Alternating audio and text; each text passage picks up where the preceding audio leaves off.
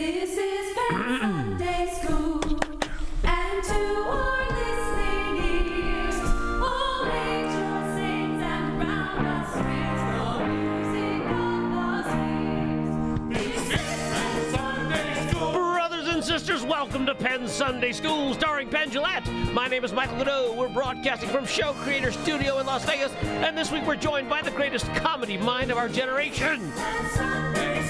Author, actor, cartoon, and comedy king, national treasure, comic laureate, the great Gilbert Gottfried is here live in our studio. And here he is preaching love, Mr. Penn Gillette. You know, I was gonna make fun of you for that introduction, but sadly, it's all true. It's all accurate, yes. This is the best we've got. It is. It's not that good.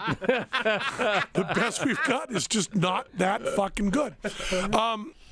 We started to talk about this before we started recording, and you had a puzzled look on your face, and I wanted to keep that puzzled look because I'm about, you know how tough Stern can be. I'm about to put you through the ringer. Okay. Your podcast. Yeah. Gilbert Gottfried's Amazing Colossal Podcast. Subscribe on iTunes, and I think it's gilbertpodcast.com, and my website's gilbertgottfried.com. Right. You should add loser to that. And I'll tell you why. Okay. There was a contest. Yes. For best comedy podcast. Best comedy podcast. One would presume you would be involved. You were entered into it. Oh, that's right. We lost. Do you know who you lost to? No, I forget now. Ah! We have here at the very table the winner and the loser of Best Comedy I'm Podcast. a loser. This is the most embarrassing moment of my life. Seriously, Gilbert. And I heard with that award, though, to get the award, you actually have to buy it. It's true. Yeah. It's like, and it's basically like getting a mail order sweatshirt or something. Yeah. You could get small, medium, or large. They send you a link. Have to mark up. They send you a link where you can either get yourself a tiny prize for $250 or a big prize for $400. Nice. What should you do? We laughed, turned to one of our artists who makes glasswork, and I said, "This is what someone will give me for $250. What will you make me for $250?" Oh, nice idea. And so then we had a friend of ours make our own award for $250. That looked a lot nicer. When's the last time, Gilbert, you paid $250 For an award. for anything? That's a year's rent. I think that's how I won. I think they just immediately did their research and disqualified Gilbert at the very end. Yeah. Well, he has more votes, but I'm pretty sure he's not going to buy the prize. He's not buying the trophy. Now, very seriously, Gilbert. Yes. How did it feel to lose that award? It was heartbreaking. Wasn't it? Yeah. But having... Now, I've always wondered how you deal with something like that, having never been a loser in my life. How do you, I mean, do you find going out with friends is helpful? Or? Yes, you can't be by yourself. Well, could you run over the 7 stages of grief as a loser on Comedy Podcast? What was the first thing you felt, Well, Gilbert? denial.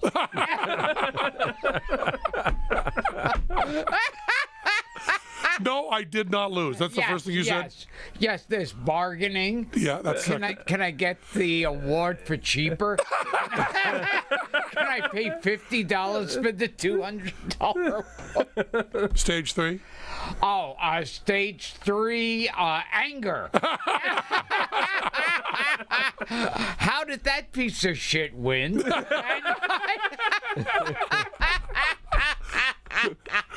Stage 4?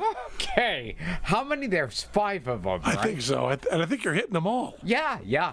Okay, so there's a denial, bargaining, Anger. I'm not sure bargaining and anger are in the right order. Yeah. Hunger. Hunger. Yes. Salty. Dopey. And then have you gotten to acceptance? Sleepy. Have you gotten to acceptance yet? Oh, acceptance. But there has to be another one. Yeah. All right, I'll look it up. Call Jesus. Elizabeth Kubler-Ross. Denial, anger, bargaining. Depression is the one that. Depression. Well, you've stayed in that one. Yeah, that I was born in. You started with. Yeah, so I can't. That's your first, last, and middle step is depression. And I still haven't gotten to acceptance yet. Yeah. well, if you'd have won, you'd have an acceptance speech. And what were the stages of a winner there, Matt? Gloating. Gloating. More gloating. Denial of his bargain. A tinge of embarrassment, followed by Check writing. Yeah, Right? Check writing for the prize. Yeah, followed by feeling fucked over for having to pay for this award. So if you are interested in hearing the second best comedy podcast, you go and listen to Gilbert. Now, how many people? You don't ever have numbers at your fingertips. You have tits at your fingertips. Gilbert Gottfried's amazing colossal podcast. You've tried first, now try second. You've tried the best, now try the rest. Now, how many people have been on the Colossal podcast? God, over 100. Over 100. And of those, how many have died? Oh, God, let's see. 2 that have been on have died. Joe Franklin Oh, yeah. and Marvin Kaplan. You know, Joe Franklin sued me Oh, he did? for the Aristocrats. Oh! He sued me for Sarah Silverman saying that Joe Franklin had raped her. Yes! He sued me. And I called Sarah. And Sarah, as you know, has her funny moments. Yes. Sarah said, I think the right thing for me to do is to press charges. If he doesn't think it's a joke, let's go all the way. That would be great. That would be performance art of Wow. a level we haven't seen since a college swimmer. Yeah, but she decided not to. I think And he sued me, and we gave him $100, I think, to settle out. He wanted to be able to say in public that he'd settled with Penn out of court. you could have given him one of those podcasts.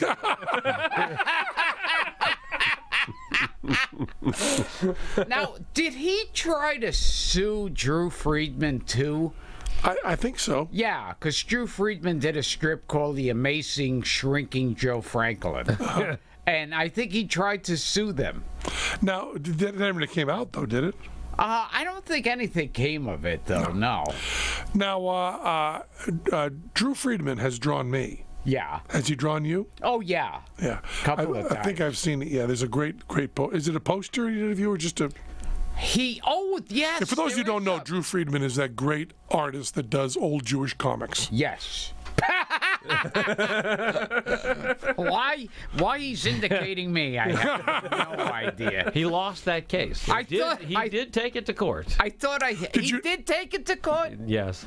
Did you Franklin notice- loses ruling in libel case. Did you notice that with the other people he drew, Taylor Swift, Katy Perry, hasn't drawn them? No. Joe Franklin, Gilbert Gottfried, yes. Yes. I'm just letting you know. Yeah. You're being drawn by an artist who does specialize. Yeah. Yeah, did you see Drew Friedman's drawing of Katy Perry? Me neither, never did it. Justin Timberlake? Yeah. Never did a Dakota Fanning. Yeah. But Fred Mertz, Oh, yes.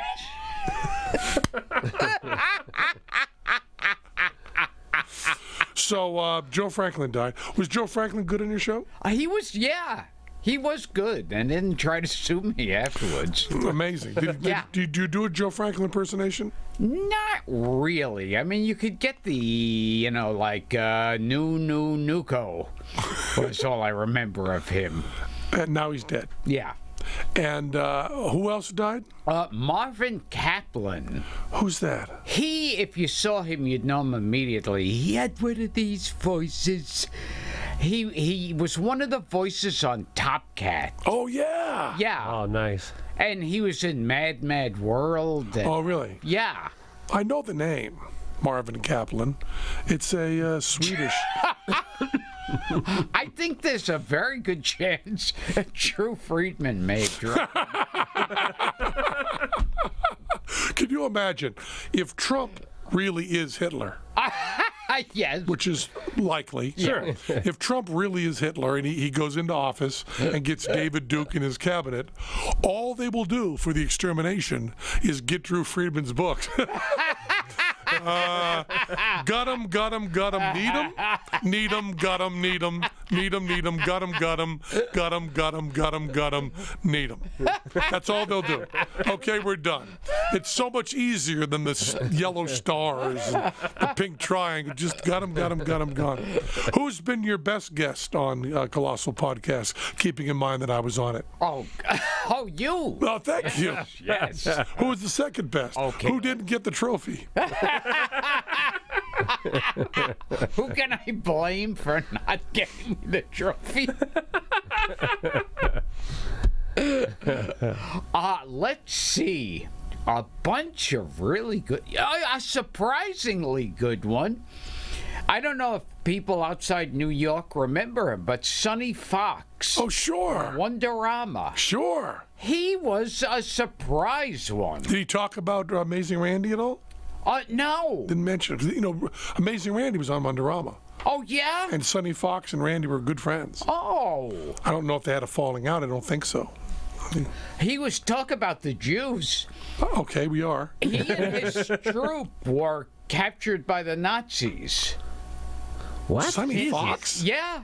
What? Yeah. What? Yeah. You have to explain more. Yeah. You can't in just say World War that. II, they were captured by the Nazis. Just saying what we know when it was. We know when the Nazis were. No, I thought it could be last week or something. Okay. Do you know the story? Yeah. No, I didn't press him on it. Our listeners like to hear different stuff. It didn't seem that interesting. They said they were captured and they were held in, surprise, surprise, a train car. Uh-huh. And it was like, and they said the train car was made for like about 30 people, and there were like 70 of them squeezed in there. Oof. And His troop? What did it mean? His yeah, his Was he a Boy Scout leader? battalion? No, or, he was in the army. Oh, I see. Yeah, Troop. Yes. And they were selling cookies in Nuremberg. Yeah, they had these mint and peanut butter cookies. And they were Mint peanut butter and Uden. You want mint peanut butter or Uden? The mint are good, but they leave an aftertaste.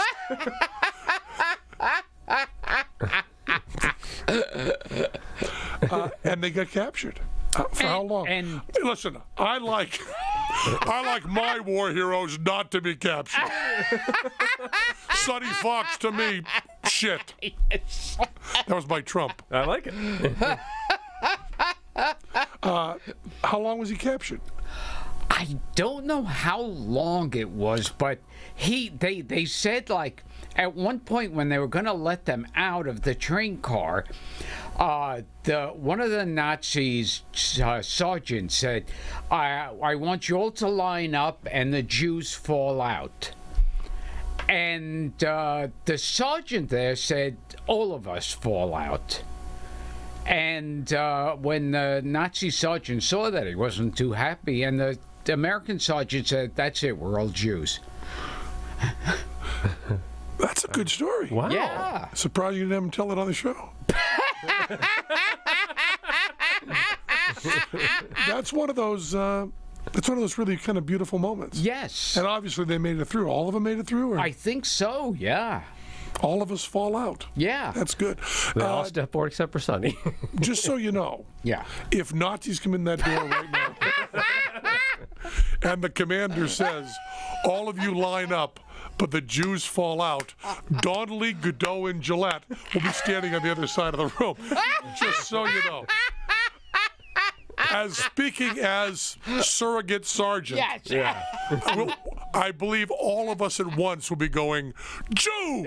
And pointing to you as we stand proudly. Well, as long as you got my back, that's all I care. I think Heron will also, Ready Rich Heron will also stand with us.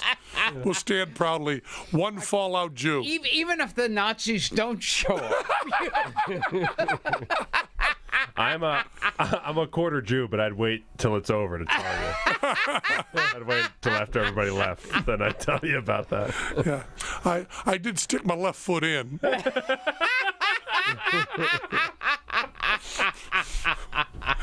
But Gilbert is in the full hokey pokey. You put your left foot in, put your left foot out. Yeah. Throw the Jew about. Who was the worst guest you've had on? Oh, jeez. Remember, I was on. Yeah, okay. But is there... He also said, oh, geez, like there might be too many to pick from. Have there been ones that you thought that were really, really awkward? Like you really couldn't talk to them? They didn't get it? Yeah, a couple of them. Sometimes... See, I've been amazed at how alert some of them are, because we'll get these people who are really up there. Like Marvin Kaplan, I think he was about 90. He remembered everything.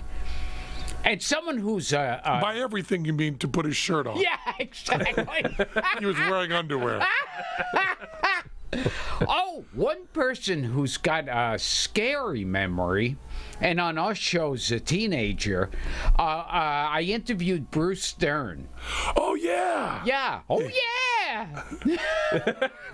There used to be this black comedian. I think it was it Freddie Rogers? If we could look that up. I think it was Freddie Rogers. And his catchphrase after each punchline was, oh, yeah. Look up Freddie Rogers. Oh, I yeah. was just say he got sued by Kool-Aid, right, for libel. Yeah. Well, the problem is Fred Rogers comes up in a lot of these. Yeah. Yeah. Joe Franklin said that he invented, oh, yeah. So, Bruce Dern. Yeah. He's one of those that can tell you, like, who's the caterer on a movie set. Well, you can also do that. Yes. Because you still owe them money. Are you thinking of Timmy Rogers? Timmy Rogers, maybe. It was his catchphrase, oh, yeah? Yeah. Yeah. If you put in black comedian Fred Rogers, nothing pops up. But Timmy Rogers does. Timmy Rogers. There used to be a game you could play on Google. I think it's probably impossible now. It was a great game where you'd try to get one hit. Oh, yeah. 4 words get 1 hit. It's really hard. Yeah, I imagine it's impossible now. Probably impossible now, yeah. I'm hitting these tits on the table. Well, this is hospitality. This is the hospitality we provide. Yeah, we have a love doll. Yeah. Just the torso. It's which is like the perfect woman. No head, no arms, just a pair of tits. Yeah. And Gilbert's been fondling. Yeah. We've found out what Gilbert considers to be foreplay. Yeah. No, These aren't bad. No, they are a little on the hard side. Okay. you like them over easy? Yeah.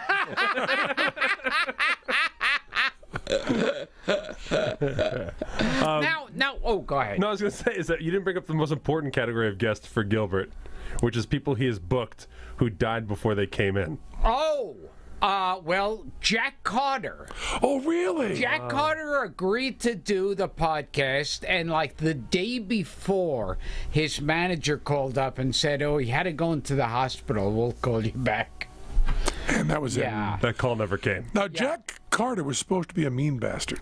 Oh, yeah.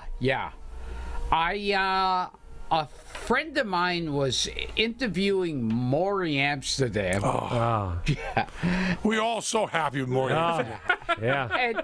And he went with Maury to the golf course, and my friend was hanging out with Maury Amsterdam's wife, and from across the green they saw Jack Carter And the wife, who's like 90 or whatever, she goes, "He's not a nice man." He was supposed to be a scumbag, but he would have been a great guest. 'Cause Yes. he fucking hated everyone.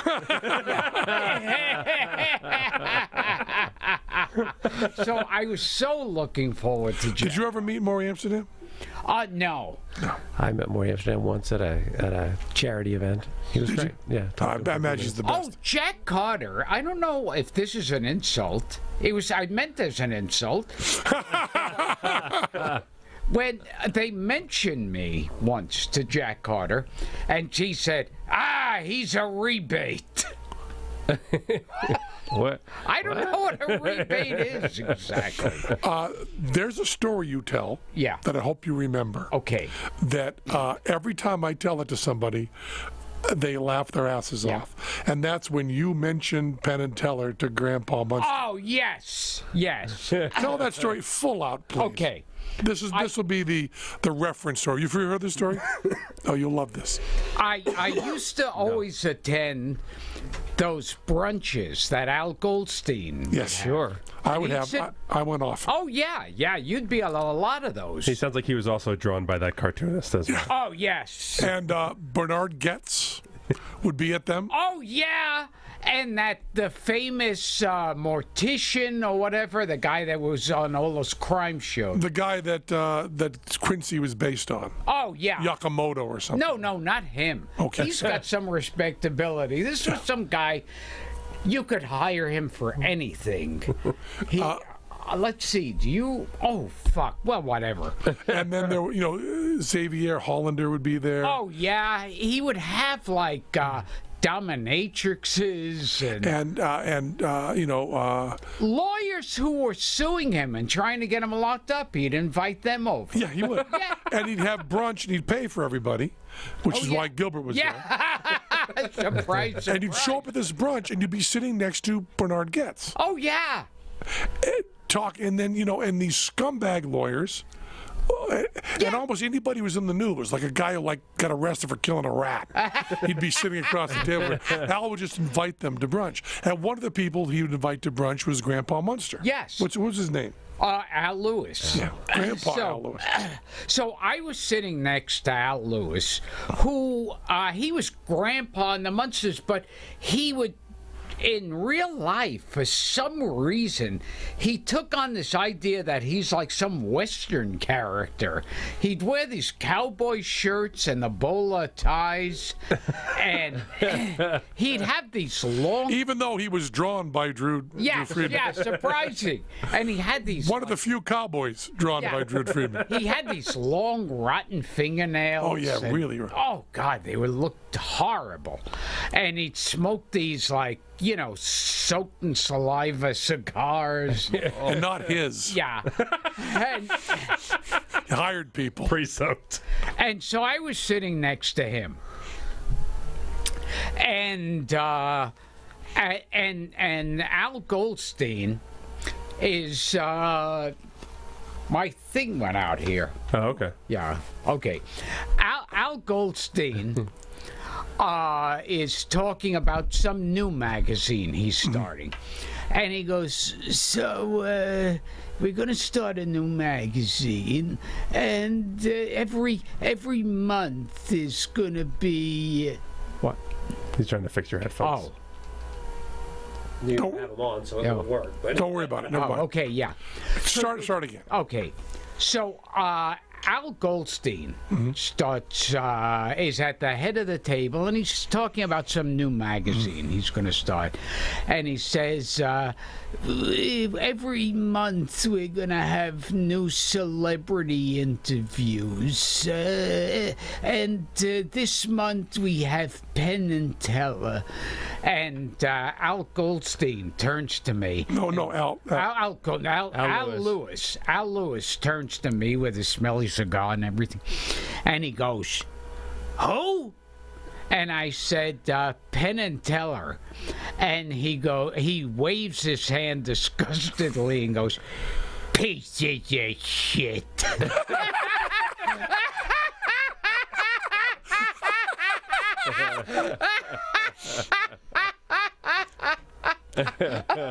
No explanation. Yes. Just a statement. Yeah.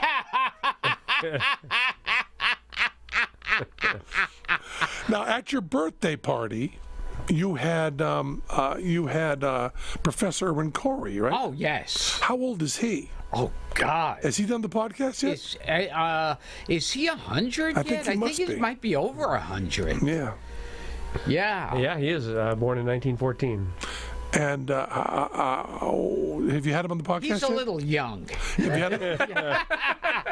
Too healthy. You haven't had him on yet? No. No. But what was it like having at your birthday party? Okay. Oh, what? You had him at your birthday party, right? No, I didn't. I was at his birthday. Yeah. What was that like? Also, strange assortment of people. Yeah, I would imagine. Yeah. Who? Well, people, it wasn't exactly a big celebrity. Yeah. It's not like, Beyonce. yeah. It's not like George Clooney and Jennifer Aniston.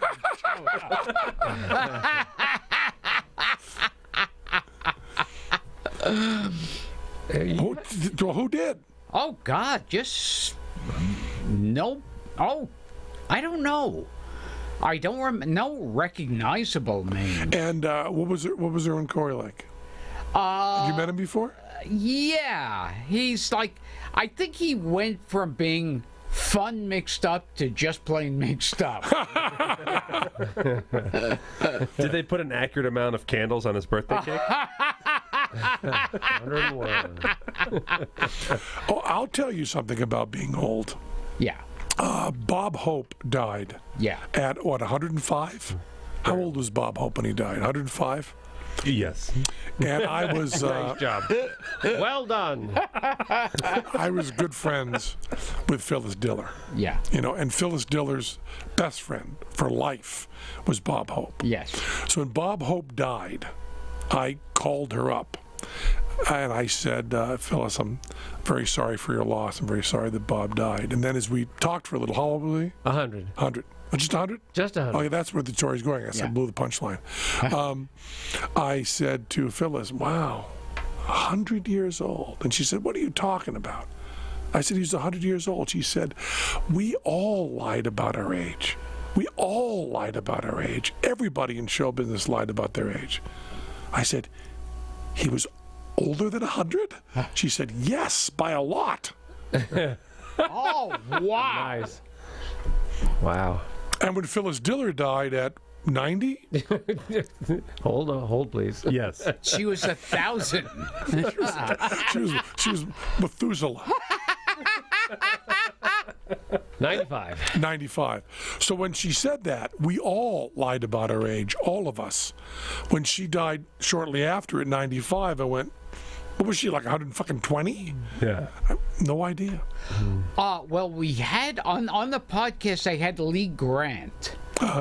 And she was very, very obsessed with making sure no one knew her age. Oh, really? Yeah. How old is she? I don't know. I think only she knows.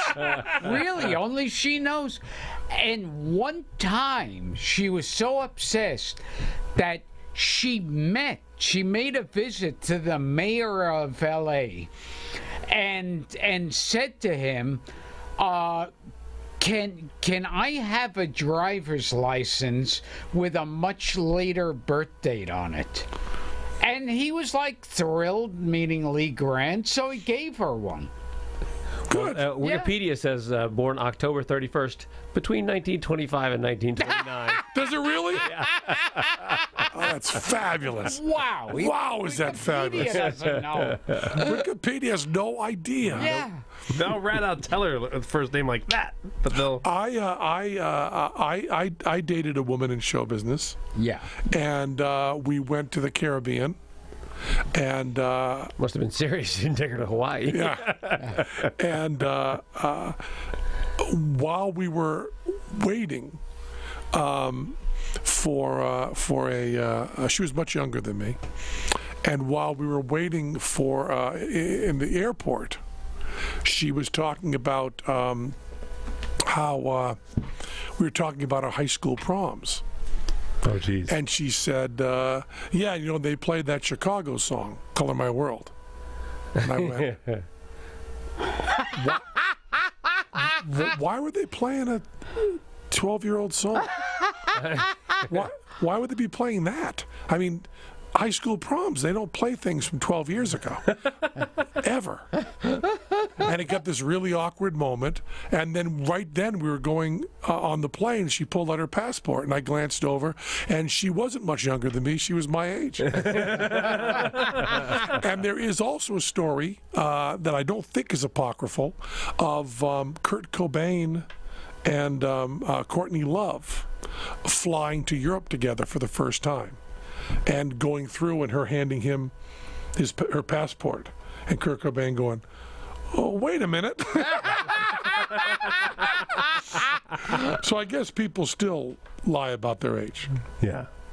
I guess that's still, David Brenner, right? Famously. Oh my God, David Brenner. I used to love. Just to remind people, what did David Brenner sound like, Gilbert?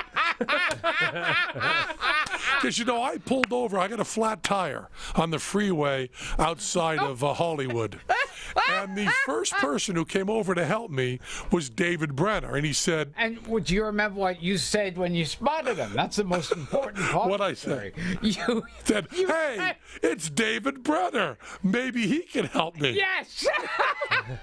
And David said.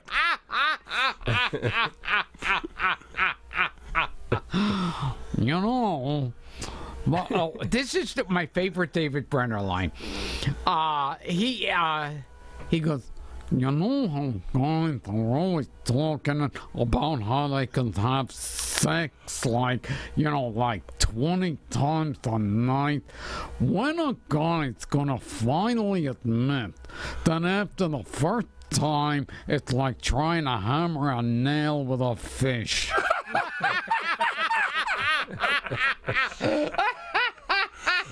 And then the next person that pulled over was Jerry Seinfeld. And I said, "Hey, Jerry Seinfeld, are you able to help me?" And he said, "When a guy's gonna find So, David Brenner, talking about his age. Yes. Oh, and I remember sitting with you over lunch. And Who paid? I don't know. This is a tough one.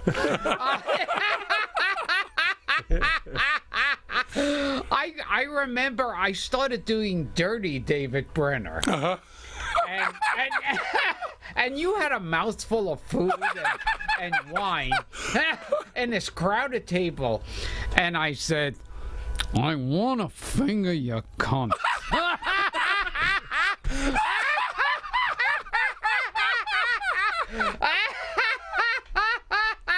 It was tea. It was the Waldorf Astoria in their tea room, and I had a full mouthful of tea, and Gilbert said, "That is David Brenner," and I spit the tea in the Waldorf Astoria. Yes, and everybody got drenched. How can a fella drink tea when David Brenner says that at the table? Dirty David Brenner is amazing.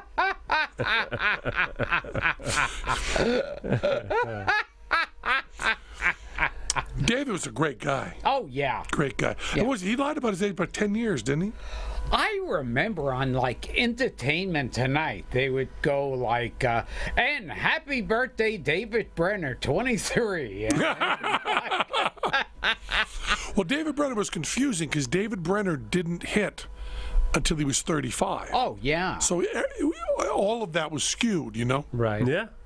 You know what was sad with David Brenner? For a while he was on TV. You could not turn on the TV without Brenner there. Without him wanting to finger your cunt. Yes.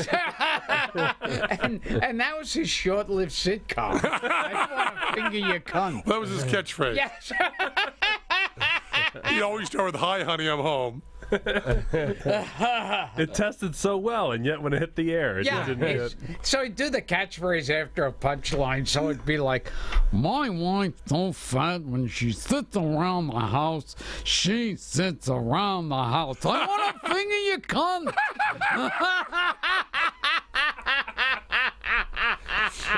I don't want to say my wife's cooking is bad, but how can you burn Jell-O? I want to finger your cunt.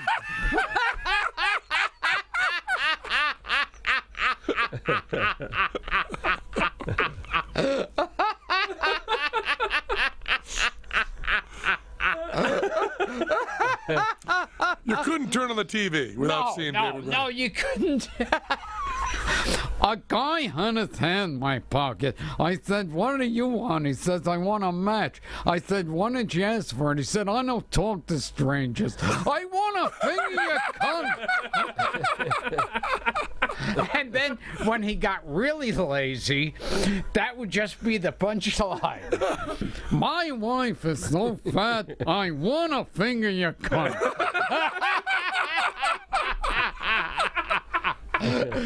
It was so cold in New York. How cold today. was it?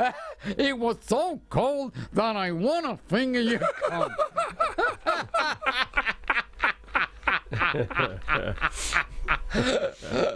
But when Brenner died, it was like nothing. You know, he was one of those people. It's like he never existed. You didn't. His son came to our show. Yeah. And man, I don't think I'm giving away anything private. It's just such a pissed me off so much. The people that owned the storage locker. Yeah. David Brenner died. He only had a big storage area. Yeah. And they didn't tell anybody that it wasn't being paid. Because David Brenner had been paying for his storage locker. Yeah. Didn't tell his family. The storage locker people just opened up the storage locker and sold stuff. Oh. And David Brenner's son, who's a great guy, heard about it in L.A. and like called his brother, and they like rushed here and then tried to find out who had bought stuff to buy it back from them. Oh. He said it was our life that was being sold. And he said it was like, $125 a month. We owed like $300 in back rent for this storage locker. And the guy just was selling our whole life. Oh. Wow. It was just a horrible story. Did he sue? He could have. He's actually Joe Franklin sued. So it was not successful. Unsuccessful lawsuit. Because Joe Franklin used the storage locker to rape a girl. But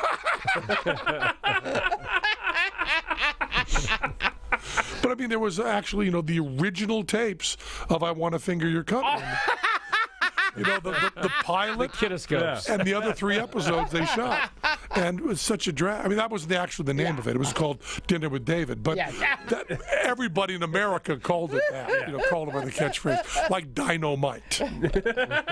But it is, when Brenner died, it seemed like he never was on TV or anything. It's like People don't know who Johnny Carson was. No. Yeah. This is fleeting.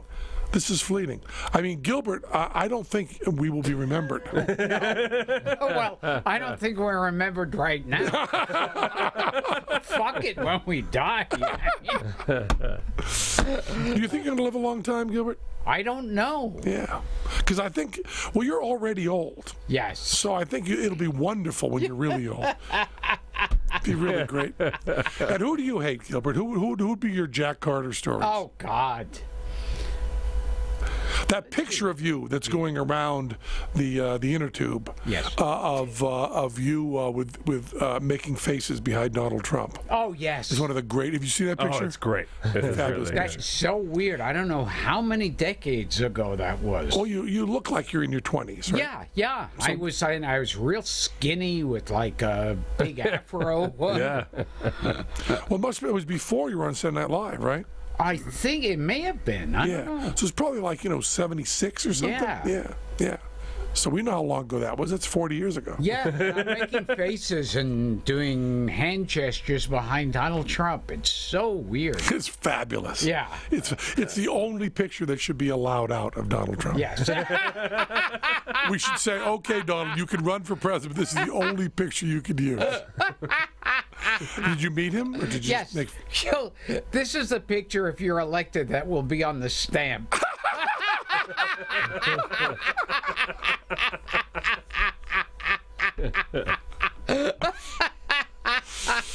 Did you meet Donald Trump? Well, yeah, because I did Celebrity Apprentice Oh, sure, Yeah. sure. Yeah, you were on for. for about an hour and a half. I didn't really have the fighting spirit. But you got to be in the boardroom as I was. Oh, yes. How insane is that? What gets me about that show, and you witness it in person, and that's that these people on the show, the contestants, they really think they'll be running Trump Enterprises if they sell the biggest amount of crackers or whatever their challenge is. I know, it's amazing. And I'm thinking, I really don't think. Well, first of all, there isn't a Trump Enterprises. No. Everything he's done, he's taken in the dumper. Oh, yeah. He's not a very successful man. I don't believe he's a billionaire. Yeah. I do not believe that at all. He couldn't sell steaks in the fattest country on earth. That failed. Trump wine went out of business. Trump Airlines went out of business. Trump casinos went out of business. Everything he does, he just goes bankrupt, So, Yeah. But the other thing is, people say to me, well, Donald Trump fired you. And I go, no, he didn't. I never worked for him. I worked for NBC. Donald Trump didn't. No. And there was an article recently which really made me laugh. When I was on the show, and other times too, he would say, Dennis Rodman, your charity is so good that even though you didn't win this, I'm giving you $20,000 out of my own pocket. I'm going to do that for you. He did that 4 times on the show. Gave people money out of their own pocket. One time when I was in the room. And some guy, because he's a genius, decided to follow up. Never gave a penny. Not a penny. He said that on the air. They used it on the air. Never wrote the check. NBC finally made good on it. But he never gave any money. Oh, wow. I should have been promising to donate. Yeah, you should have been. Sure. More importantly, Gilbert, did you ever put your fingers on the table or whatever? Penn always talked about you couldn't touch the table in the boardroom. Oh, that is weird. You couldn't touch the Yeah. You had to sit straight up, touch the table. And for the 4 minutes that they show on TV, he would talk for sometimes 2.5 hours. Oh, yeah. I don't know how long. You weren't in as many of them, but they're never brief. No. And they go with, I bought this house for $1.2 million and sold it for $1.3 million. That's a good profit, right, Gilbert? And then you answer, well, it depends on how long that was and what your maintenance was and your upkeeping and where it actually was. That might have been a very marginal profit, might not be good at all. And also, when you say 1.2, are you rounding it off? Because no, you just go, yes. Yeah. And then he would have these. Not because you're subservient, because you want to get the fuck out of the room. Yes. Yeah. Yes, exactly. Yeah. After a while, no one's submissive. They just want to go fucking home. And Donald Trump is happy because X number of people are listening to him. And I remember, too, some of these celebrities will start crying if they lost or get fired. And I remember with me, I got fired and I figured, I'm getting the same amount of money for being there less time. And to me, it was like the greatest thing in the world. I've never understood competitions where the winner takes longer. Yes. That's the problem with poker. That's the problem with any of those. The best games are the games where the winner is done first. Like Ironman competitions, although I'd never do them. My friend Wheeler. I used to. I know you did. You would do the double one. Oh, yes. Double Ironman in Maui. Running up mountains. My friend Wheeler, his wife, is in perfect physical shape. And they do that, biking, swimming, running thing. And when he crosses the finish line, she is there, showered, with a sandwich in her hand and a soda. She is done, relaxed, sitting there, having a good time. That's the way it's supposed to be. It's not supposed to be, I'm the best. I've been here 3 weeks longer than everyone else. Everyone else has gone home, seeing their family, having a good time. Yeah, you're right. You get off that quickly. Yeah, I figured I got the. But you got off due to incompetence. Kind of like my podcast. Gene Simmons Yes. tried to get thrown off. He had made a deal that he'd get the same amount of money. Yeah. And Gene Simmons had booked stuff after the second week. Yeah. So he was trying to get thrown off, and they weren't throwing him off. Wow. It's really fun. He went on with the absolute business plan that you were able to what you accomplished with incompetence. Yeah. He accomplished with planning. I achieved it through pure stupidity. Yeah, not just stupidity, but also laziness. I mean, I don't think you can just. That's too simple. Yes. Who was your favorite teammate? Who'd you click with? Well, I remember there was Terrell Owens. Who's that? He's a football player. Oh, Don't you know anything? Yeah. and Every time he scored a touchdown, he'd say, "Oh yeah!" Lorenzo Lamas, Oh, yeah. Iron Ziering. So you're the only one so far who doesn't have abs, shredded abs on this. have you seen his abs? I apologize. Shredded in a different sense.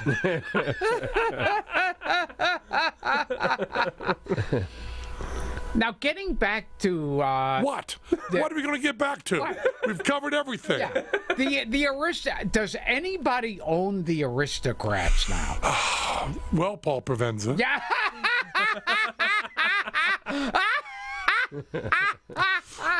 Paul Provenza said to me, "I have a chance to sell the Aristocrats to direct pay for play in Australia." And I said, Avatar.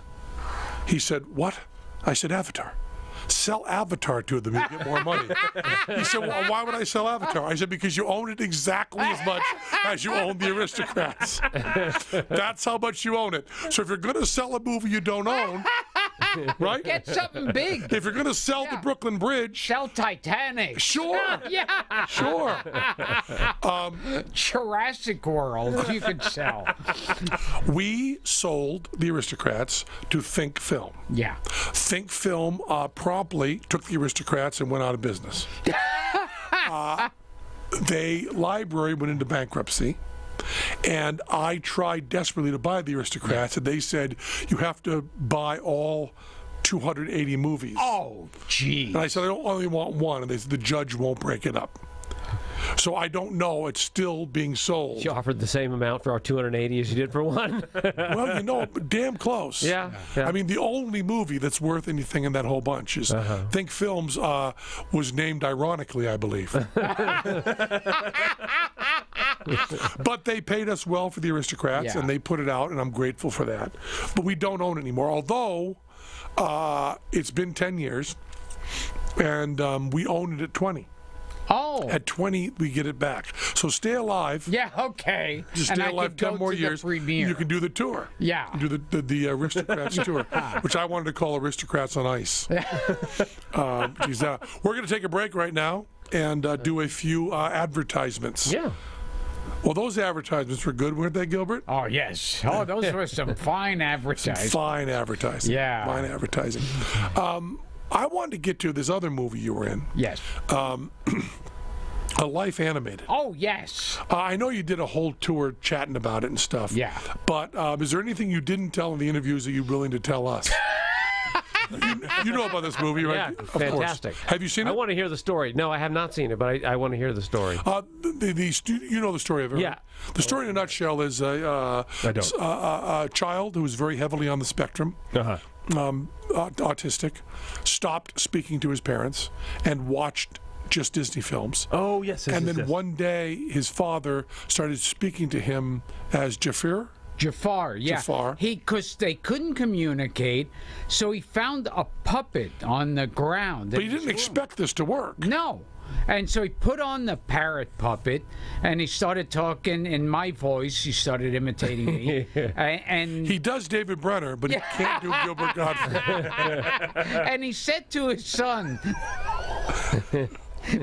which I thought they could have left out of the movie, because the rest of it was so touching. He turned to his son with What'd he say, Gilbert? in a perfect David Brenner voice. He said, "I want to finger your cunt." I thought I thought that just didn't fit with the rest of it. The rest of it was such a nice film. But no, he started talking to his son and saying, "What's it like being you?" And he said, "I'm very sad. I have no friends." Right. He started speaking to him in character, and he answered in character too. Yeah. But answered his own emotions in the Disney character. Yeah. And they began exploring that. They began exploding, and then Gilbert got involved. And what I loved is when you met.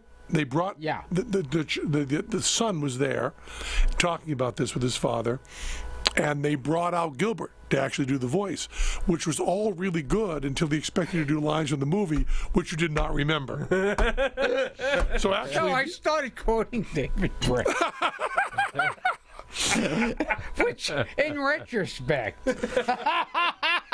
I think maybe was. Yeah, It worked out well because that family had also just bought all 4 episodes out of his storage unit. They're very familiar with David Brenner's sitcom.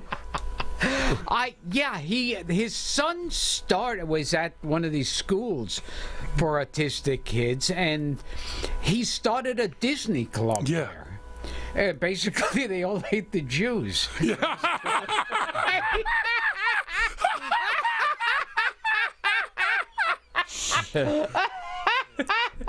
So it's country clubs for high school. you do know the Disney quote. Yeah. Those people will never work here. That was Disney's quote about the Jews. Wow. Those people will never work here.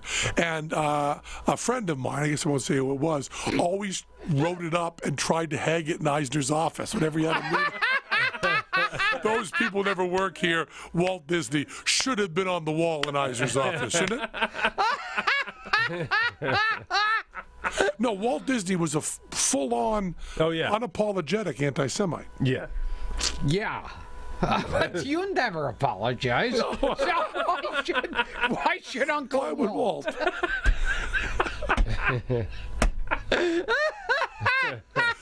So anyway. Yes. There's a Walt Disney club for autistic anti-Semites. It's a Walt Disney Club for chain-smoking anti-Semites, and they were going to act out Aladdin, and they didn't tell him that I would pop up in there, and when it got to my scene, I burst in through the door, and well, you don't burst, Gilbert. You shuffled in through the door. I struggled with them for about an hour and a half. I pushed, even though it said pull door. Then you stumbled into the room, your eyes adjusting to the light. After 3 steps, I had to stop and take a breath. A little disoriented. And after the moment was gone, you said, "Who am I?"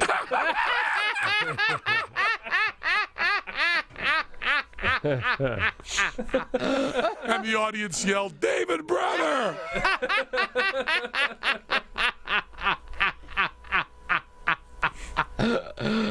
When Gilbert, tries to get on a guest list at a fancy restaurant, he says to the person, "Do you know who I am?" "No, really." "Do you know who I am?" "Because I've forgotten." And you came in as I started yelling out the lines, and then, they went nuts there. What line did you? Yeah, what is the line from that? Yeah. What's the catchphrase from Aladdin? I'm asking for real. What is the catchphrase that Iago has? When they originally hired David Brent. He was originally Iago. Yes, he was. and the line when they go into the Cave of Wonders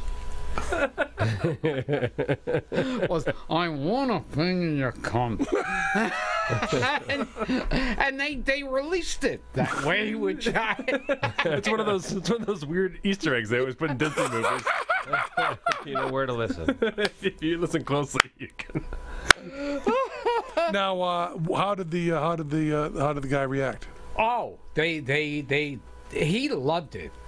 Yeah, and all the kids there, it's like they even caught, like, when I was saying stuff, even like sarcastic remarks they'd catch. What do you mean? Yeah. He's had a wireless mic on you. Yeah, I would start saying jokes to the crowd, talking sarcastically about, and they would catch that, and I didn't think so. I didn't think they would, yeah. You thought sarcasm was the first thing that went when you were autistic? Yes, yeah, I thought that's what it meant. You can't. I thought autism meant if you say, "Oh, this is a great day," that you actually think it's a great day. I don't think it is. It's kind of cloudy. Yeah. And also, didn't you lose your mother today? Yes. That's actually the way they test for autism. You My walk. seat keeps slipping off of my chair. All right. Now, is that sarcasm? Yeah. How bad does it slip? No, sarcasm would be, "Hey, this is a great seat." Well, that's how they do testing. Yeah, for and autism. if you have autism, you'd go, "Oh, must be a really great seat." Yeah, you walk in and they go, "Glad you showed up." Oh, good, thank you. I feel really accepted. Thank you so much. Hey, nice shoes, Tardo. Thank you. Thank you. My mom got them for me. Thank you. My name is Sam, though. Thank you.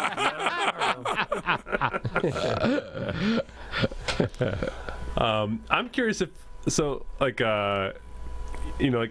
behind the scenes in different phases of your career, like you brought up David Brenner, like earlier on, did you feel like you ever, not necessarily like a rivalry or not necessarily hatred, but like if this person booked, it meant you didn't book, or if this person auditioned, you meant you weren't going to get the part or you would get the part? Oh, you mean like if someone was already up for it? Yeah. Like, who'd you find yourself commonly in the audition room with? Who's that guy? Booger or whatever his name. Oh, yes. They always used to mistake. I saw him on something. Yeah. He was, recently. He was on, like, one of the old people shows, like Major Crimes that I watched. he was on that. What's his name? Oh, Curtis Armstrong. Yeah, Curtis Armstrong. Oh, okay. I remember for a while, you couldn't tell which one of you was going to be in the movie. But one of you had to be in it. I remember. I've heard this a few times. Have you ever met Curtis Armstrong? Oh, yeah. We were even in a movie together. What movie was that? That was, I'm sure you have it in your What life. No One Wants to See. Yes, exactly. Featuring Curtis Armstrong and Gilbert Gottfried. So that casting director was fired. Both? I didn't want both. It's one or the other. I said a little bit of one. There was, What was the movie?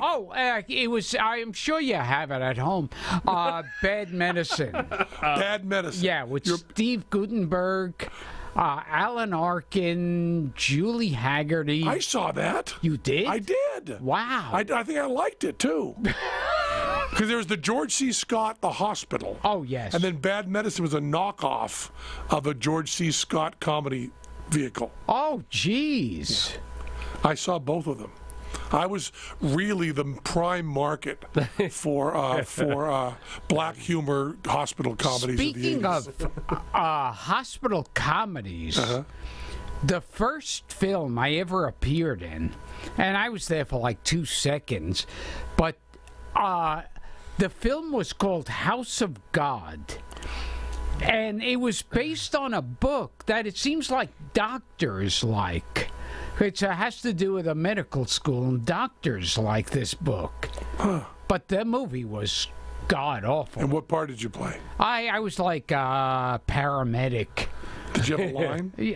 Nah, they had me Stat! like improvise. Yeah, pretty much. Because you can improvise emergency room stuff. Oh, That, yeah. of course, was with Tim Matheson, Oh, yes. Charles yes. Hayde, Michael Beth Sachs. Armstrong, I think. Yeah.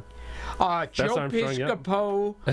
What year was this? Because this could have been the biggest movie ever. 84. In what, 80? Yeah, 84. There you go. And this was back pre-cable, pre-VHS Historic. and all.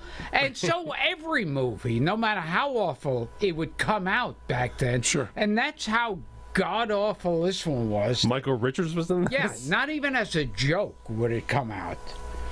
And then you did Bad Medicine?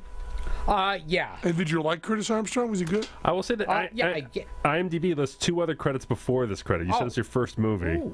IMDb lists The Toast of Manhattan.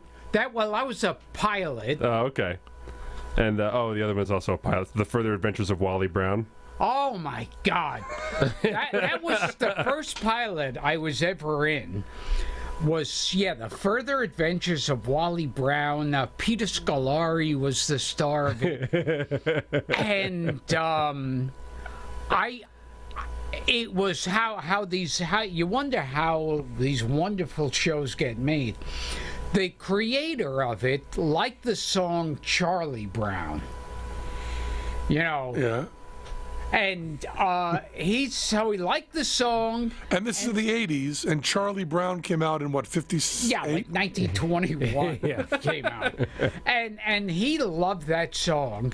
And Charlie Brown. Yes, He's a clown. Yeah. And, You probably like that song, don't you? A little bit, yeah. and I think they even found the surviving singers of It was it. the Drifters, wasn't it? And they re-recorded it singing Wally Brown.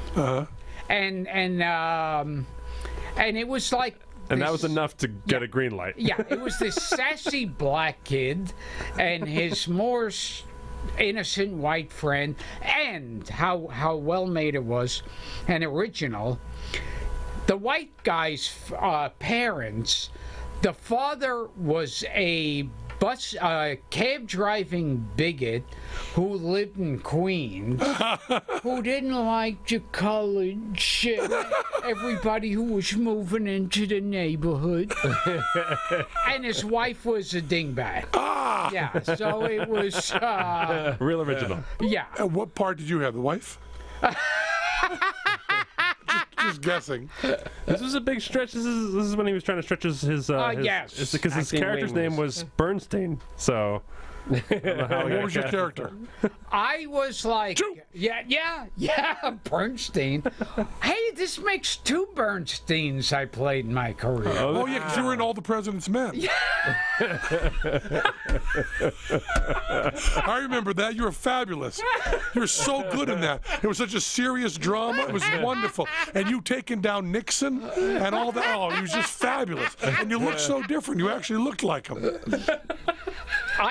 It reminds me because both. So that is the one thing you and Dustin Hoffman have in common. Yes.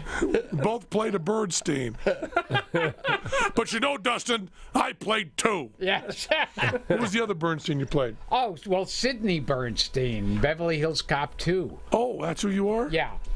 And, I remember hearing a story that, I think Mike Nichols told it, that when they were making The Graduate, the studio wanted Robert Redford. I know that. Yeah. and Mike Nichols met with Robert Redford, and he said, "Let me ask you a question. Have you ever not gotten laid?" And Redford goes, "What do you mean?"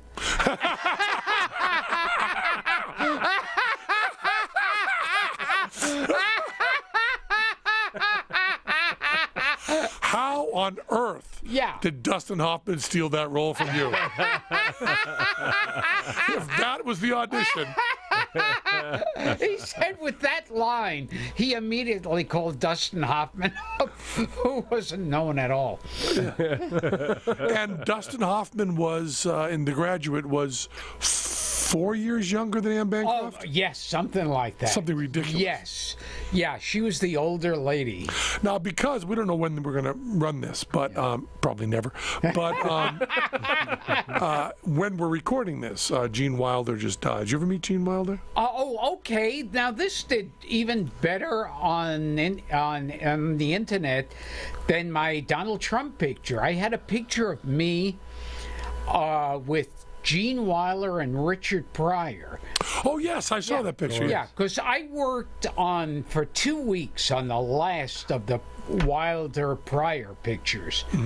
and which was awful.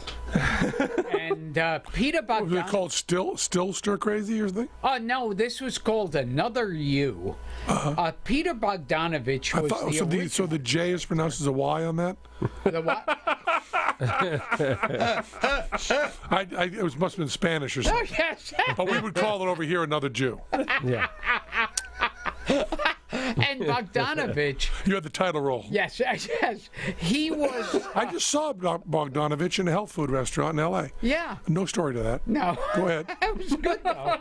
Thanks. And they fired Bogdanovich.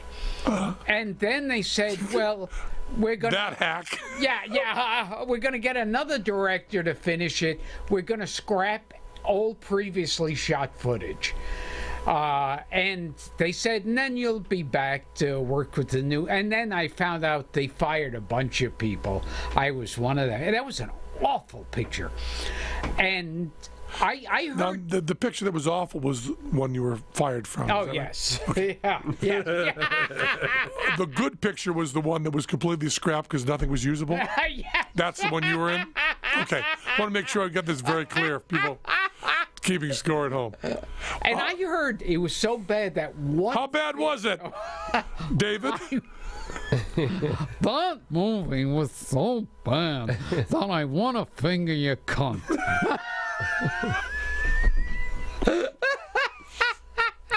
How bad was it?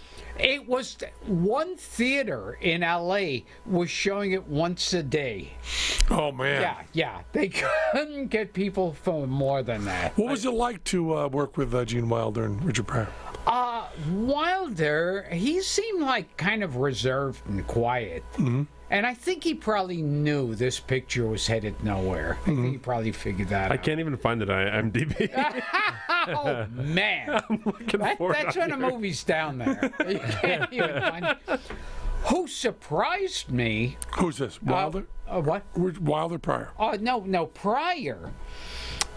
Pryor, it turns out, was surprisingly a fan of mine. Not surprisingly. And he came up to me and he followed me around the 2 weeks like he was a doting fan, and I was like the biggest comedy star he ever met. Really? And he would name every movie I've been in, every TV show, and he would Especially that Wally Brown thing. Yeah, You loved especially.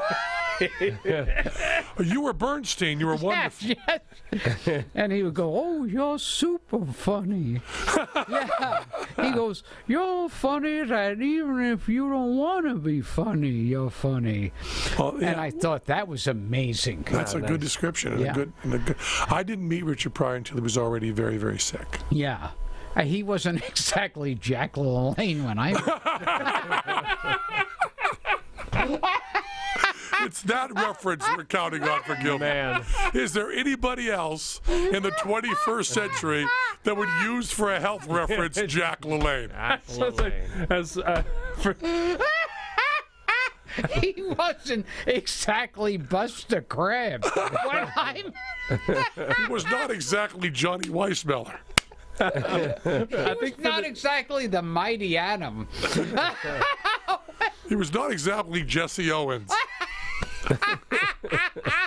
It wasn't exactly Jim Thorpe. Can you name any healthy people from the early part of the 20th century? I actually knew the last two people you said. Can you name healthy? I was going Hercules, but that's that's pretty It wasn't old. exactly Jim No, Brown. Hercules Still current. still works. Still current, exactly. He's still playing, so wouldn't have gone with it. And what else is about Pryor? Yeah, that was the thing that got me. Yeah, why wouldn't it? How nice he was, and how what a fan he was. Yeah, well, you find that though, Gilbert. You know? Yeah. If only people liked you as much as professionals.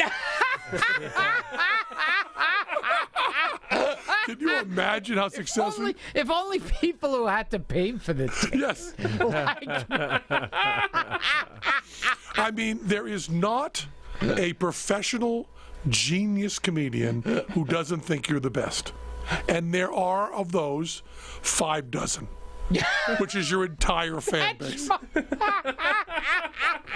So You don't want to be a comedian's comedian. You want to be a comedian. Let's take, for example, Robin Williams. Yes. Nobody who was a professional thought he was a genius. All the other people did. That's what you're supposed to be doing. You're not supposed to be playing your whole show to the band.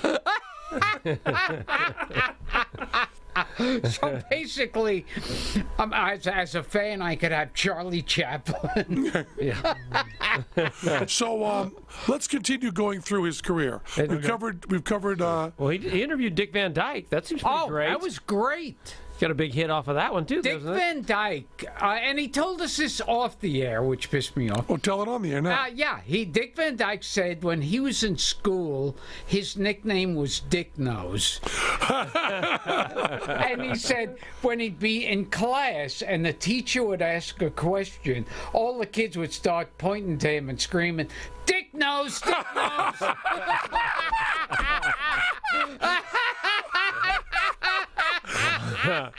Class full of geniuses. Now, is that a standard joke?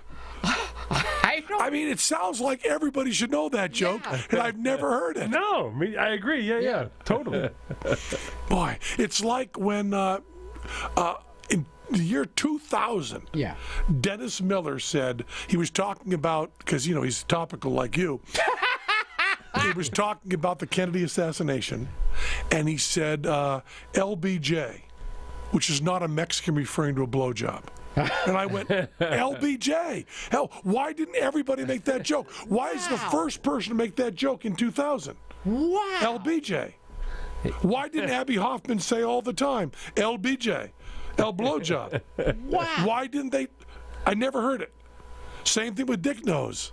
Dick Nose is great. Dick Nose is a great joke. The school setup is perfect. I love it. That will make my son laugh forever. My son will be able to go and say, I have a friend named Dick Nose. Well, I just want to say, looking at Gilbert's IMDb, from 84 he did House of God, then he really branched out in 85 and did Bad Medicine. Oh, yes. Hospital to hospital. You had a really, you had an agent who knew their lane at that point. Yeah. What's Medical 86? drama, that's his career. 86 was a tough year for Gilbert. I got nothing here. 87? 87, he's in Beverly Hills Cop 2. Well, that's a big one. Yeah. Now, that's before Problem Child?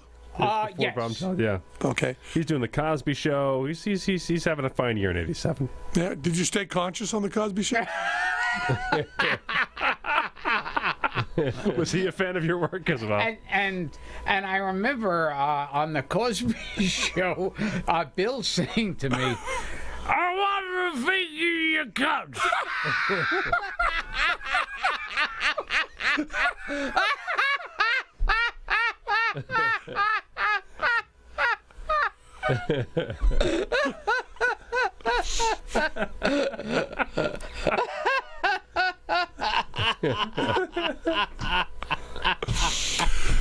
How many times did you do the Cosby Show? Oh, I did the one where he's Dr. Huxtable. Uh-huh. And then I came back and did that second one. Oh, A Different World? No. It's one he and Felicia Rashad starred in it too. But okay. Here he was like a retired airport worker or something. And I did an appearance on that. You did do A Different World, just so you know. Yes, I did. That's when they did a very important A Different World, where they were handling the Rodney King riots. What? Yes. And you played Rodney King? And you said, can't we all get along? Yes. I'm trying to find the other Cosby's thing. It's not Living Single. Well, let's go through his career. We'll get to it. Yeah. So There was, he played, I think his name was like Lucas on it.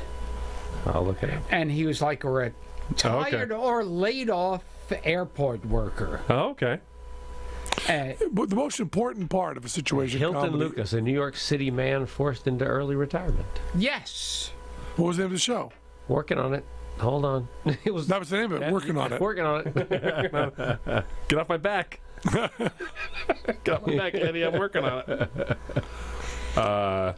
Norman's Corner. You did a TV movie? Yes. What's Norman's Corner? Okay, Norman's You played Corner. Norman. Yes.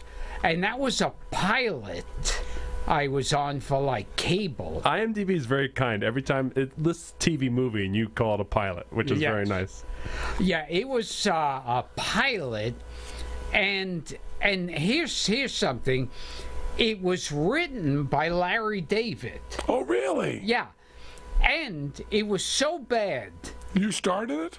Yes, it was so bad that when Larry David was trying to start Seinfeld, and Seinfeld was talking to the network, and they said, well, who will be writing your show? And he said, Larry David. And one of the heads of NBC goes, isn't he that one that wrote that piece of shit for Gilbert Gottfried? So I almost, my show was so bad it almost stopped Seinfeld. Speaking of people talking about you, can you tell the story of Woody Allen seeing your audition piece? Oh, yes, yeah. Have you ever told that publicly? Yeah, well, no, it's too painful. Do you know the story? Not at all. Oh, fabulous.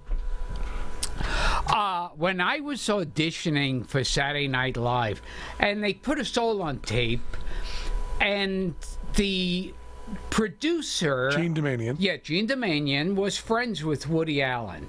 So she invited him to sit in the room as they were showing tape after tape. And I heard he was sitting in the corner, like just totally stone-faced. And everyone's going, comedian after comedian's going on. And then finally I come on, and at that point Woody Allen kind of sits up, and it's the first time he reacts, and he goes, is he a Navajo Indian?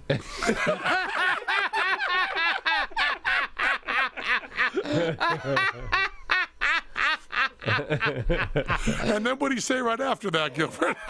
I want to finger your cunt.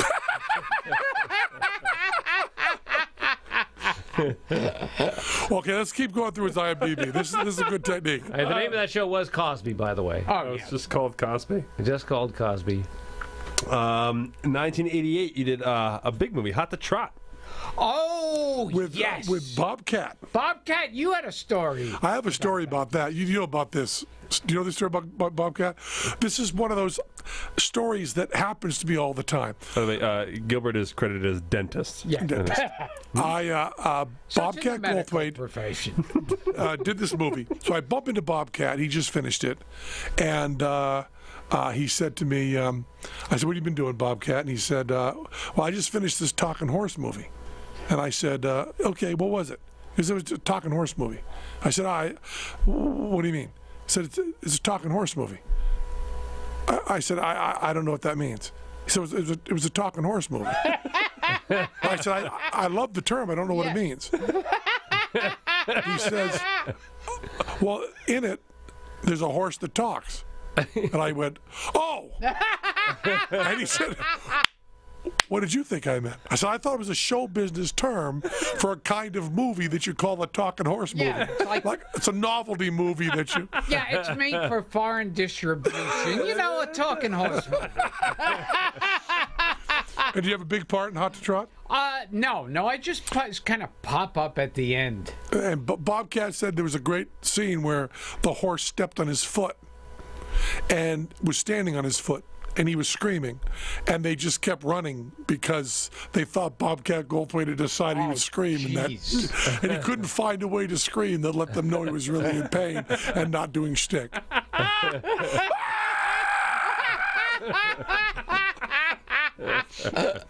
What was after Hot to Trot? This is one episode of Totally Hidden Video, 1989. Oh. Comedy sketches is listed as. Oh, yeah, there were a few. There were about 2 shows, but I don't. Was it Totally Hidden Video with the actual? Because there were 2 shows on at the same time, where it was like people in the audience suggested pranks to be played. Oh, okay. And then celebrities would do these pranks. And you. Yeah, yes. and one of them was called something like "You Want It, You Got It." Oh, right. You asked for it. No, not. You want it, you got it. Not you want it, you got it. No, that was not the pitch. The pitch was not. We got this show called "You Want It, You Got It." You want it, you got it. It's for 90-year-old Jews. You want it, you got it. Well, what was after that? The audience members would challenge people to make different types of sandwiches. You want it, you got it. Never on a Tuesday? Oh my God. That one also surprisingly never released. It was originally called "See You Next Tuesday." Oh, yes. Claudia Christian Peterberg, Andrew Lauer. You're uncredited as Lucky Larry Lupin. And there's a bunch of, like, these guys that used to be the coolest guys in the show business. Right. In there. Well, Yeah. I think Charlie Sheen's in it. Maybe Rob Dave Anderson. Lowe. Directed by Rifkin? Never on Oh, Tuesday? yes. It was directed by Adam Rifkin. Yes. Yes. Yes, he's told me about that. Oh. They gave him like no money and no time. Oh, okay. He said it's awful. Oh, it is awful. Yes. Carrie Elways is in it. Nicolas Cage is in it. Emilio Estevez, Judd Nelson, Charlie Sheen. What did Nicolas Cage say on the set? I wish I could do a Nicolas Cage. I think you just start out normal and just yell the last Yeah. word. I want to finger your God. That's Nicolas Cage. Look Who's Talking To. The 90s start off real well for Gilbert. Oh, yes. Look. Yeah, I got to dance with John Travolta. And Really? There's a scene where he's like, I'm supposed to be taking care of, like, running like a kid's school or whatever, and he breaks in, and then we both start dancing for some reason. Did you like working with John Travolta? Yeah, and I joined Scientology shortly after.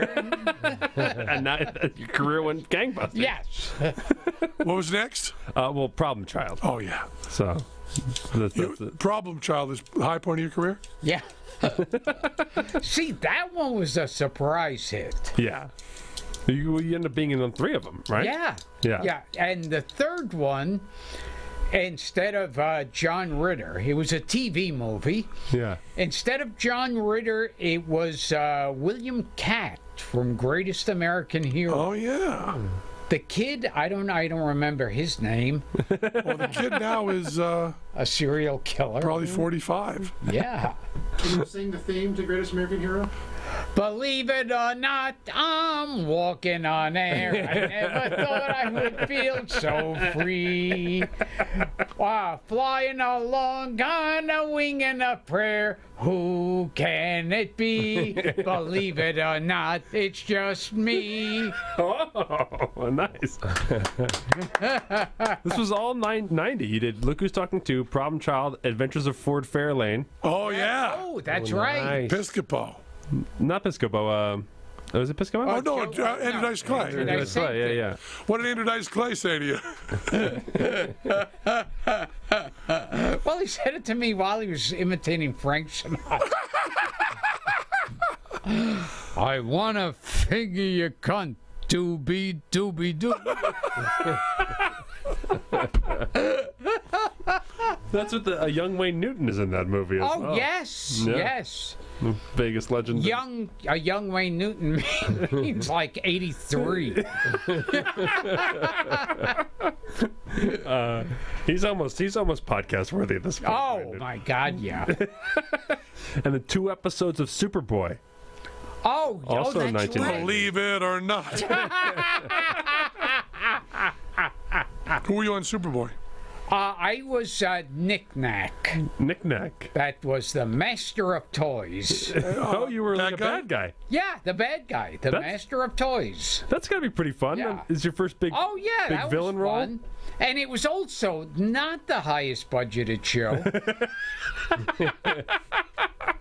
So, like, I remember they used to, like in movies, they'll have like one actor toss another actor in the air through special effects or whatever. And with me, he's supposed to lift me up. So basically, they had me standing on a seesaw. And when he's lifting me, he holds onto my jacket, and these guys push the other side of me. So I'm lifted up in the air. Nice. Now, what's the most... Archimedes was in Yeah. charge of special effects. Exactly. What's the most method you get for your roles? Did you go into any kind of bunker for your evil villain or anything? 91. 91. Seeing is believing. This one is credited as a TV short. I don't even know what category that is. That one I don't remember at all. You're really drunk. Yeah. Seeing is believing. There's almost no info on it, so I guess moving on. You did 3 episodes of Night Court. Oh, yes. Oscar Brown. Yeah. Highway to Hell. You played Hitler. Yeah, and that was like some comedy. Finally, something in the pocket for Yes. you. And that was one of those things where Gilbert Gottfried as Hitler in the credits is much funnier than the actual scene the actual or the practice actual of it. entire movie. How method did you get for that role? He killed his sister. Yes.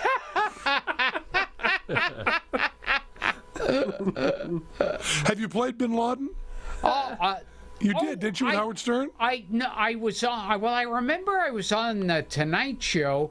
I used to do those bits in the beginning, Yeah. and one time they had me on. Yeah, you played Bin as Laden. Bin Laden's nephew, Timmy Bin Laden. You may be the only person who's played both Hitler and Bin Laden.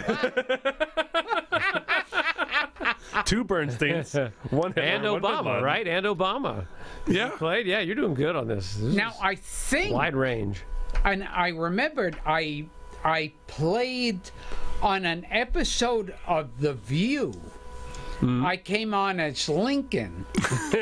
And then I was also Lincoln in A Million Ways to Die in the West. So 2 Lincolns. Yeah, see? Lincoln's. All right. Lincolns and Bernsteins. Yes. And what was your favorite line from the Gettysburg Address? As well,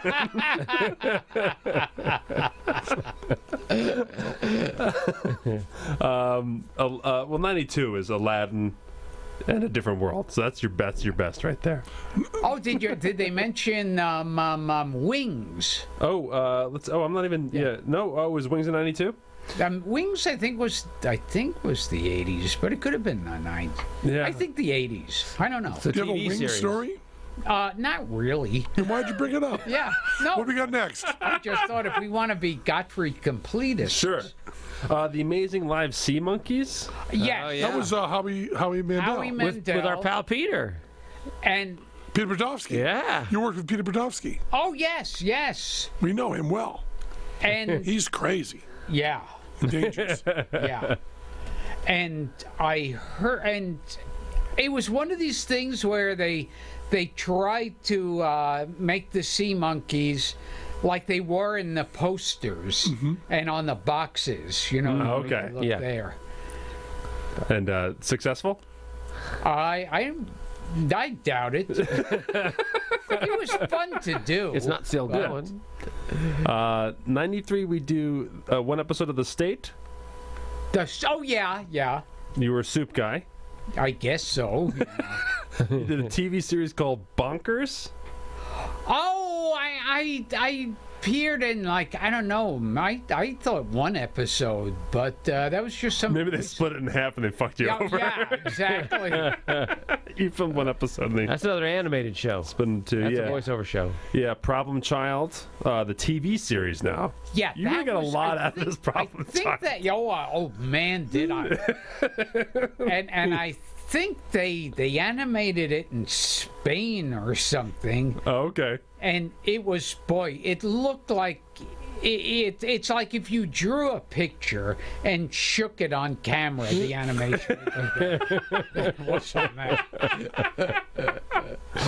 that. More Aladdin. You did a video game for Aladdin 94. Living Single.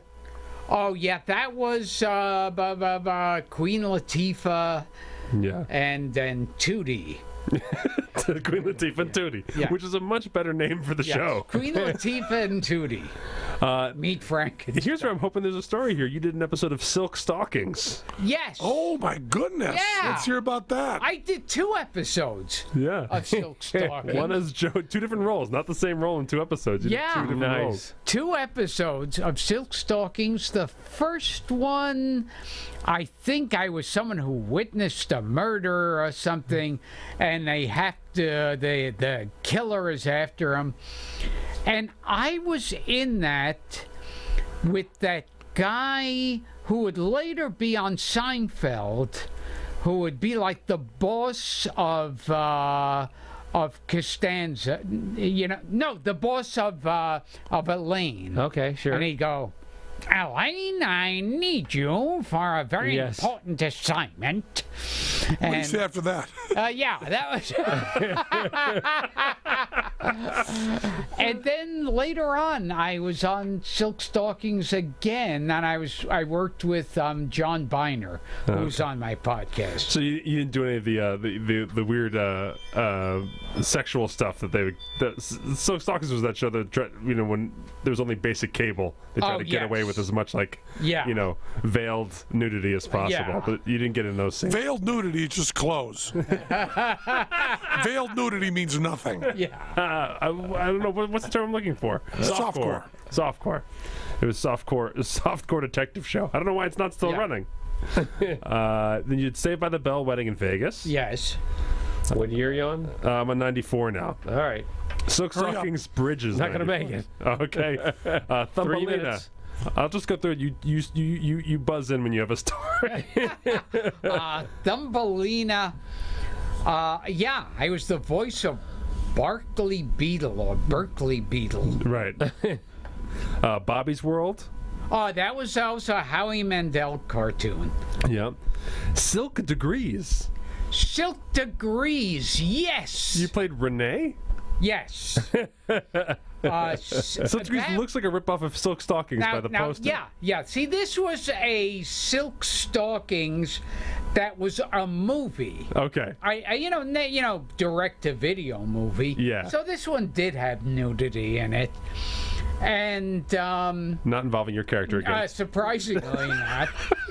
And let's see, Mark Hamill was in it. And what I love most about that movie is I saw an ad for it. And they have a guy introducing it with one of those real action announcer voices. Oh, okay. And he goes, it's Silk Degrees, Mark Singer, Mark Hamill, Gilbert Gottfried. I was the biggest action star. That really made everybody quake their boots. Gilbert Gottfried. We're going to stop here. Yes. We have a hard out. Going to get Gilbert to his show. That's right. Oh, that's yes. So we're going to We have a continue. hard on for Gilbert. Let's remember, if we ever have Gilbert back, we left off in 1994. Yeah. Okay, 94. okay. So we've got we haven't gotten to the modern age of Gilbert. we're still in the pointillistic phase. We're in the Formative cubism. years. Was it Those formative years. Yeah. the salad days of Gilbert Gottfried? Gilbert, always Yes. a pleasure. Give your information again. Okay. There's Gilbert Gottfried's amazing, colossal podcast. You can hear it either on gilbertgottfried.com or gilbertpodcast.com and subscribe on iTunes. And on gilbertgottfried.com you find out my tour information. And my Twitter account is @RealGilbert. We covered everything, didn't we? I think so. I want to thank Matt Donnelly. I want to thank Michael Godot. Ready Rich over there running everything. The long-suffering Glenn. Pete Golden. Who else you had to thank? Nobody, right? Okay. That was Penn Sunday School. That was Penn Sunday School. Put your headphones on. And to years, all angels sang and round us rang the music of the spheres. That was Penn Sunday School. I want to figure your cut, would you? I want to figure your That's all I wanted. Another break. I want a thing in your car. Yes. Yeah, like the weed.